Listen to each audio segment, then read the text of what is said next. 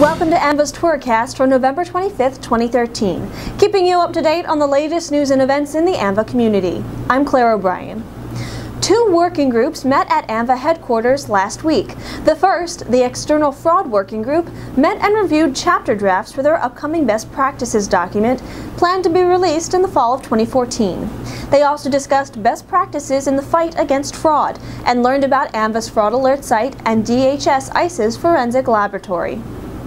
The Facial Recognition Working Group also came together at AAMVA headquarters, holding their very first meeting last week. The inaugural meeting included a number of presentations to get the working group up to speed on many issues and activities surrounding facial recognition.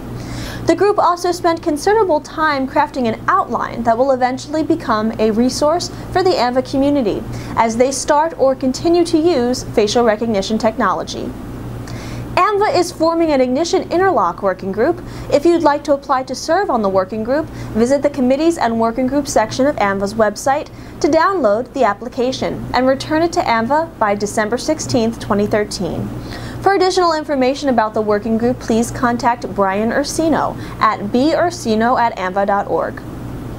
The deadline to submit nominations for our annual IDEC Examiner of the Year Award is quickly approaching. The award honors a driver examiner who consistently performs the duties and responsibilities of a certified examiner and diligently upholds the Examiner Professional Code of Ethics. Please send a nomination letter and a photo of your examiner to Denise Hanchelak at dhanchelak@aamva.org by December 1st, 2013. Submit nominations for the 2014 Martha Irwin Award for Lifetime Achievement in Highway Safety. A nomination form is now available on AAMVA's website, and it may be used to submit someone for either the Law Enforcement or Motor Vehicle Administration category. Nominations must be submitted no later than April 30th, 2014. For more information, contact Brian Ursino at bursino@aamva.org. AAMVA recently unveiled a new law enforcement display featuring patches from all AAMVA law enforcement jurisdiction members, RCMP, and state police and highway patrols. Make sure to take a look the next time you visit AAMVA headquarters. Did you miss last week's webinar in the National Registry of Certified Medical Examiners? Visit the Webinars Archives section of AAMVA's website to check out what you missed.